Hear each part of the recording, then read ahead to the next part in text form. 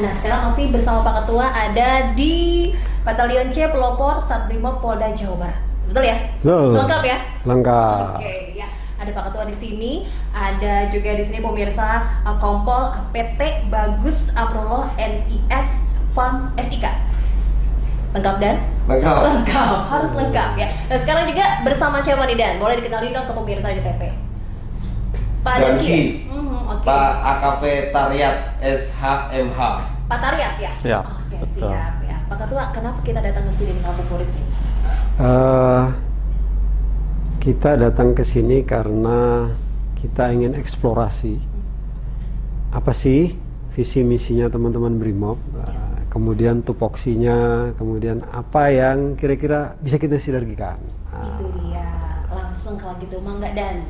Apa sih sebenarnya tupoksi dari komandan nih di sini bersama jajaran ada 400 lebih ya Dan ya? 450. 450. Kalau tugas pokok fungsi Brimob itu jelas melindungi, mengayomi, melayani masyarakat.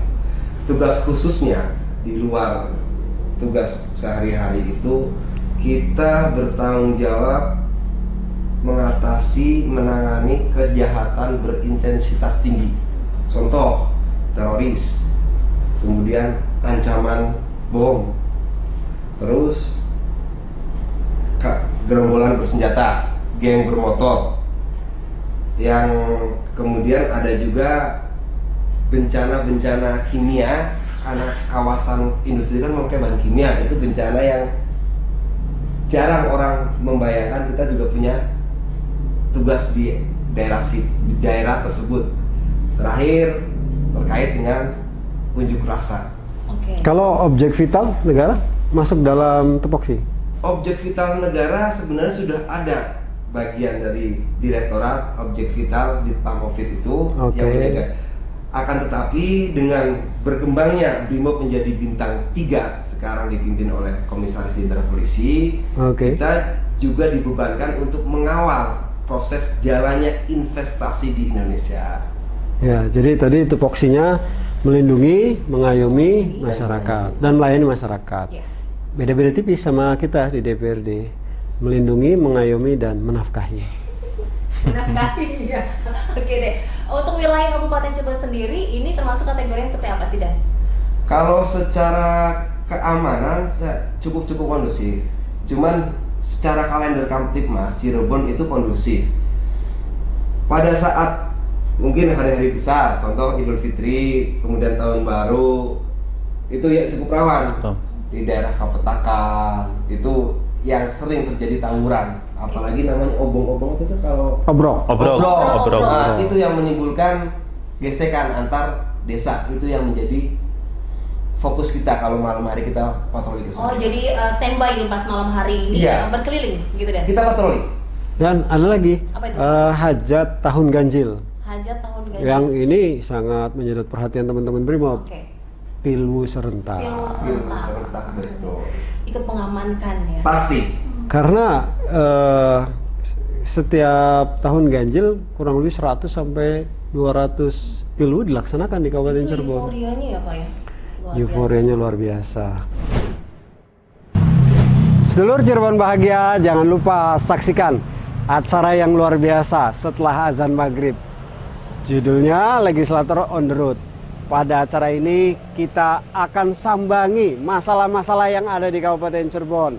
Biar sedulur paham sebenarnya bagaimana sih fakta-fakta yang ada di lapangan, dan kita akan cari solusi bareng-bareng supaya masalah-masalah di Kabupaten Cirebon segera terurai dan segera terselesaikan.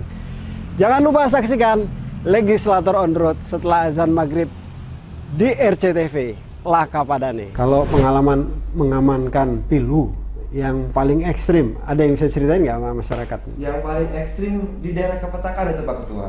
Jadi yang mencalonkan dari kubu itu terbagi menjadi 2 blok hitam dan putih. Satu desa itu terbagi satu jalur, disebutnya jalur Gaza. Sebelah sini masuk jalur merah, jalur putih, sebelah sini masuk jalur hitam. Meskipun kakak beradik pada saat beda pilihan itu akan musuhan selama kubu tersebut menjabat. karena beda pilihan dan itu menjadi musuhan. Jangankan kakak adik, suami istri juga katanya ada yang sampai cerai. Betul. Benar ya? Sampai segitunya. Sampai segitunya. Jadi beda Mbak Novi. Kalau pilwu sama pilkada beda. Kalau pilwu itu antara yang memilih dengan yang dipilih ini kenal. Ya. Sehingga gesekan konfliknya menjadi lebih tajam, dan ini yang sebenarnya perlu kita lebih hati-hati dalam mentreatment persoalan-persoalan gesekan di bawah. Jadi ini persiapan nanti ya Pak untuk pilwu nih. Kita sudah punya CB-CB. Jadi pada saat pilwu nanti kita akan dorong suatu kompi berkantor di sana supaya mengeliminir gesekan-gesekan. Standby di TKP nanti nih ya. Di TKP. Oh, oke. Itu memetakannya bagaimana untuk wilayah Kabupaten Cirebon yang rawan, kemudian Setengah rawan. Setengah rawan, gimana Dan? Kita melihat dari kejadian kejahatan yang terjadi. Jadi dari dalam 1 tahun berapa terjadi tawuran nih di daerah mana? Oh, yang paling sering tawuran itulah berarti yang paling rawan.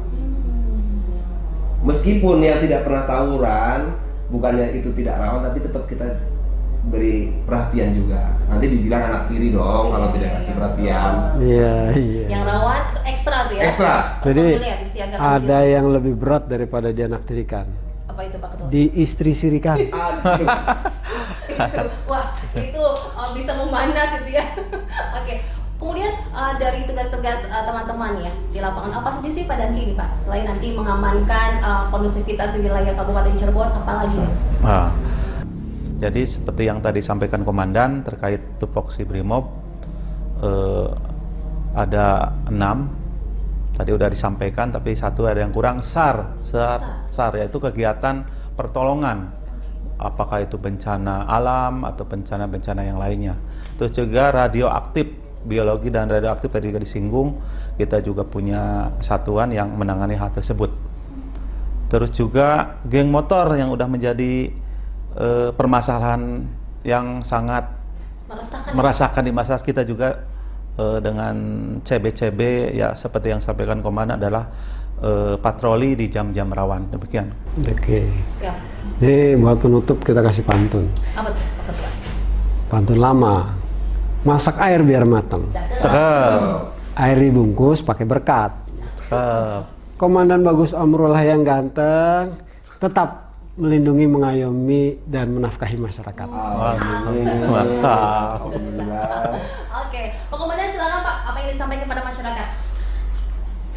Yang pertama, terima kasih warga Cirebon, khususnya zona backup saya Ciayu Majakuning, sudah menjaga situasi kondusif sehingga tugas yang memang menjadi tugas kami tidak menjadi lebih berat.